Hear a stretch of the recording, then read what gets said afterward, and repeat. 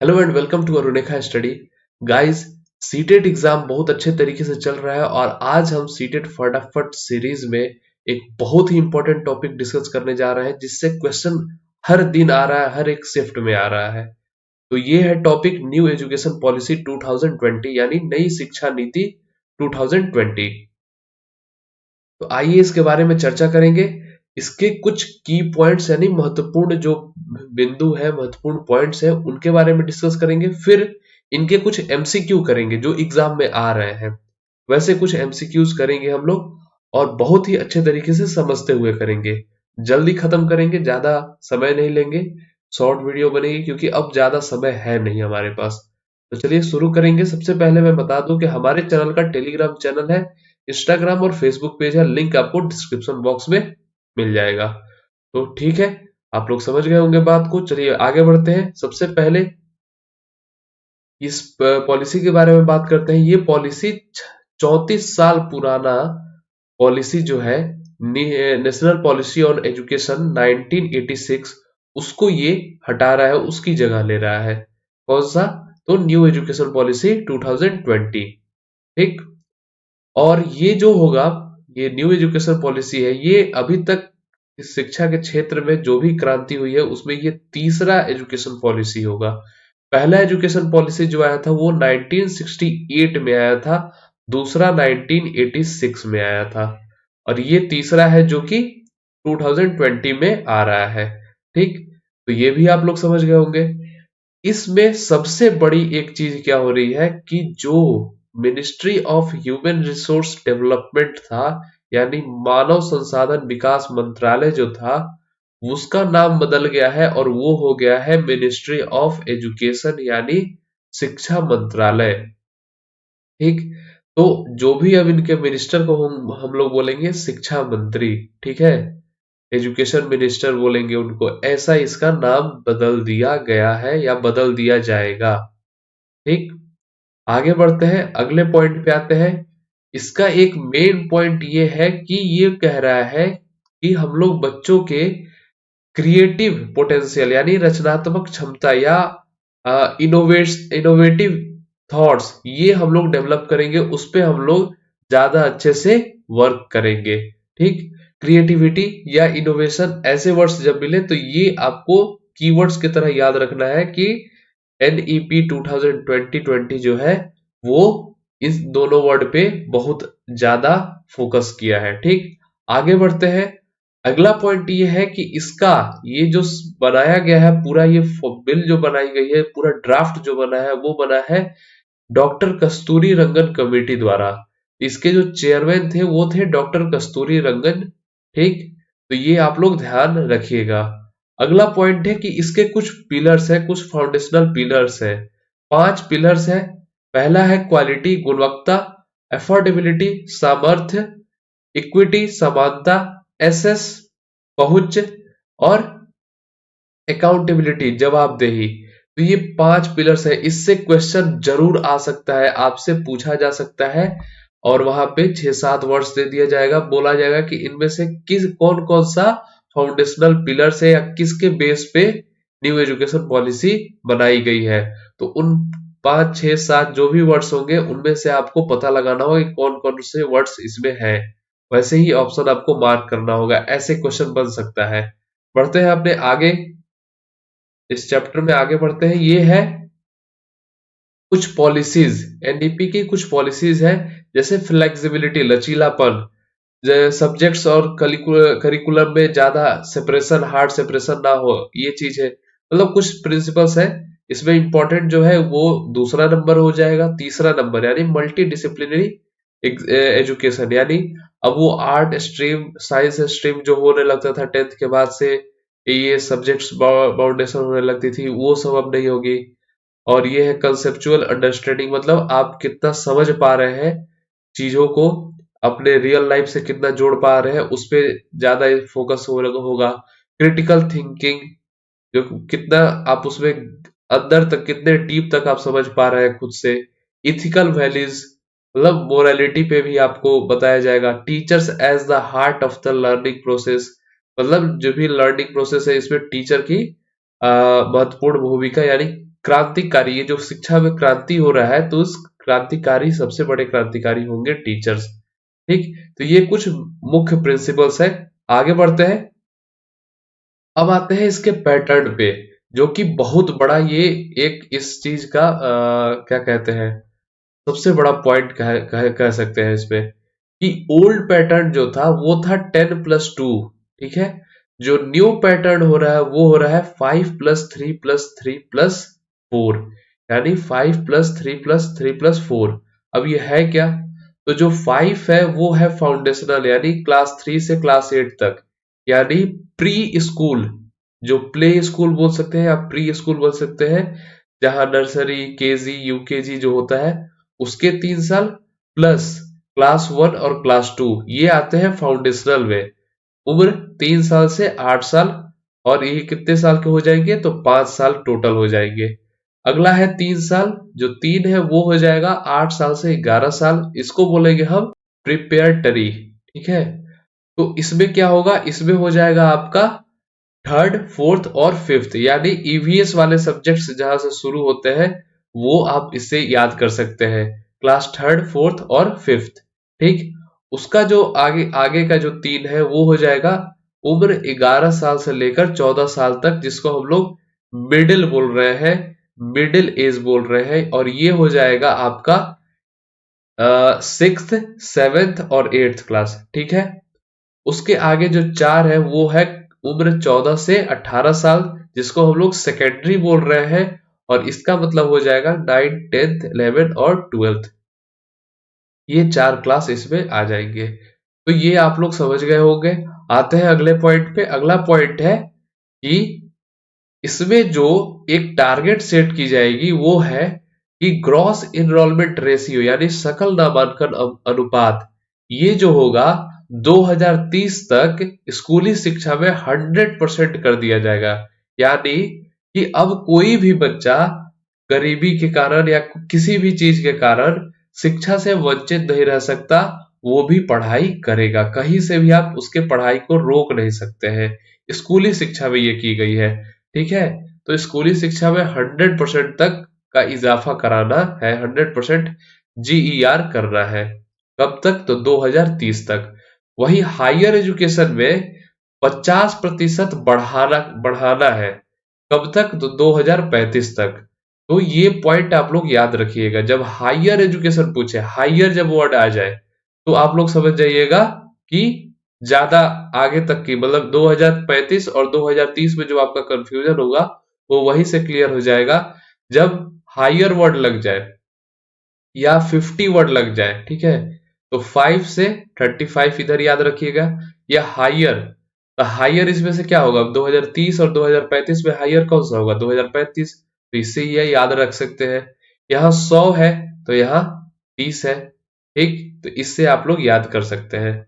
चलिए बढ़ते हैं अगले पॉइंट्स पे। अगला पॉइंट ये कह रहा है कि एनसीईआरटी जो है वो एक फ्रेमवर्क, एक एजुकेशन फ्रेमवर्क डेवलप करेगा, जिसका नाम होगा NCPFECCE, यानी national curriculum and pedagogical framework for early childhood care and education. और इसमें क्या होगा, तो जो 8 साल तक के बच्चे हैं उन पे आप उनको बहुत, मतलब अच्छे तरीके से उनकी पढ़ाई होगी, मदर टंग में पढ़ाई होगी, उनपे वर्दी का यानी यूनिफॉर्म का कोई जोर दबाव नहीं होगा, मतलब स्कूल में वो जाएंगे तो बाबू सोना करते हुए उनको पढ़ाना है, ऐसा सिस्टम बनाया जाएगा। उनपे कोई प्रेशर नहीं होनी चाहिए पढ़ाई की, एकदम खेल कूद में वो पढ़ेंगे, उनको कोई रोक नहीं सकता खेल कूद के लिए। ठीक, अगला जो है वो है कि जो भी होगा, असेसमेंट होगा, एनालिसिस होगा, उसके लिए एक अलग कमेटी बनाई जाएगी जिसका नाम होगा परख। परख, ये जो परख आप लिखा हुआ है यहाँ पे देख लीजिए, परख, इसका मतलब क्या होगा, तो परख का मतलब है performance assessment, review and analysis of knowledge for holistic development, यानी प्रदर्शन मूल्यांकन, समीक्षा और समग्र विकास के लिए ज्ञान का विश्लेषण। ठीक है, यहाँ आप लोग देख सकते हैं। तो ये क्या करेगा, तो ये पूरा असेसमेंट का एनालिसिस देखेगा, असेसमेंट करेगा कि कैसे क्या हो रहा है, सही तरीके से हो रहा है कि नहीं हो रहा है, मतलब पूरा स्टैंडर्ड सेटिंग बॉडी ही इसको बनाई जा रही है। ठीक, तो परख आप ध्यान में रखिएगा कि जहां आपको असेसमेंट वर्ड दिख जाए या एनालिसिस करता हुआ कोई एनालिसिस ऑफ नॉलेज वर्ड दिख जाए तो वहां पे परख ऑप्शन सही होगा। ऐसे कीवर्ड्स आप लोग याद कर सकते हैं। ठीक, बढ़ते हैं आगे। अगला पॉइंट है, यहाँ ये बोल रहा है कि शिक्षक के शिक्षा के लिए यानी उनकी ट्रेनिंग के लिए भी एनसीटीई द्वारा एक बनाया जाएगा फ्रेमवर्क जिसमें एनसीईआरटी एनसीटीई को हेल्प करेगा और उस फ्रेमवर्क का नाम होगा national curriculum framework for teacher education, जिसको हम लोग शॉर्ट में बोलेंगे NCFTE 2021। और इसमें क्या होगा, तो इसमें होने वाला ये है कि जो भी आजकल आप लोग सुन रहे होंगे कि बीएड 4 साल का हो रहा है या 2 साल का हो रहा है या 1 साल का हो रहा है, तो ये सारी कैसे क्या होगा, 4 साल वाला इंटीग्रेटेड होगा, 1 साल वैसे लोगों के लिए होगा कि अ, अब इसमें भी बहुत सारा सिस्टम है। जो ऑलरेडी 4 साल का ग्रेजुएशन कर लिया है तो उसको 1 साल में करा दिया जाएगा। तो ऐसा कुछ सिस्टम है। जो 3 साल में किया है ग्रेजुएशन उसका 2 साल का बीएड होगा। इस तरीके से इसमें कुछ सिस्टम बन रहा है। तो ये एनसीटीई बनाएगा एनसीईआरटी के परामर्श पे। ठीक है, अगला पॉइंट है, the centre and the states will work together to increase the public investment in the education sector to reach 6% of GDP। यहाँ ये कह रहा है कि शिक्षा के क्षेत्र में जो भारत का जीडीपी है उसका 6% आपको एजुकेशन सेक्टर में रखना है। सीधी सीधी बात याद रखिएगा कि जीडीपी का 6% एजुकेशन सेक्टर में होना है। ठीक, अगला पॉइंट है vocational integration from class 6 onwards, मतलब जो व्यावसायिक शिक्षा होगी या वोकेशनल कोर्स होगा वो क्लास 6 से स्टार्ट हो जाएगा। तो ये यहां तक हो गया। अगले पॉइंट पे आते हैं। अगला पॉइंट ये कह रहा है कि एनईपी जो 2020 का है वो वांछित क्षेत्रों और समूहों के लिए लिंग समावेश कोष विशेष शिक्षा क्षेत्र की स्थापना पर जोर देता है। यानी सीधे सीधे एक ये वर्ड रखिएगा याद, जेंडर इंक्लूजन फंड। ठीक है, किसके लिए, तो इसमें ये डिसएडवांटेज्ड रीजन्स एंड सब ग्रुप्स, मतलब जो वांछित, मतलब बहुत जिनके जिन्हें नहीं मिल पा रहा है सुविधा या अवसर, जो भी बोल सकते हैं कि नहीं मिल पा रहा है, उनके लिए ये काम किया जाएगा एनईपी के द्वारा, जेंडर इंक्लूजन फंड और स्पेशल एजुकेशन जोन। ठीक, ये दो चीज याद रखिएगा। ठीक, तो ये कुछ की पॉइंट्स थे। अब आते हैं हम लोग एमसीक्यू पे। एक बार फिर मैं बता दूं, जो लोग चैनल पे नए होंगे चैनल को सब्सक्राइब कर लेंगे, वीडियो को लाइक और शेयर जरूर करेंगे, साथ ही हमारे टेलीग्राम चैनल को भी ज्वाइन कर लेंगे। वहां आपको कोई भी प्रॉब्लम होगी वहां डिस्कशन ग्रुप में आप लोग डिस्कस कर सकते हैं। बढ़ते हैं एमसीक्यू के तरफ। पहला क्वेश्चन है, under whose chairmanship the new education policy submitted its report in May 2016। तो भैया इसमें आपके पास 4 ऑप्शन है।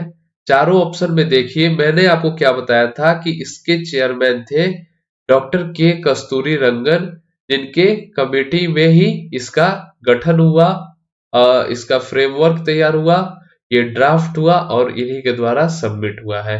तो इसके आंसर हो जाएंगे ऑप्शन डी, डॉक्टर के कस्तूरी रंगन। ठीक, आगे बढ़ते हैं अगले क्वेश्चन पे। अगला क्वेश्चन है, new policy aims for universalization of education from preschool to secondary level with 100% gross enrollment ratio in school by, मतलब नई शिक्षा नीति का उद्देश्य स्कूल में 100% सकल नामांकन अनुपात के साथ पूर्व विद्यालय में माध्यमिक स्तर तक शिक्षा का सार्वभौमिकरण करना है। मैंने आपको क्या बताया था, जब 100% हो, ठीक, 100% हो तो सीधा 2030 करना है, और जब 50% हो तो 2035 करना है। तो यहाँ पे आंसर जो हो जाएगा वो हो जाएगा ऑप्शन बी, 2030। ठीक, आगे बढ़ते हैं।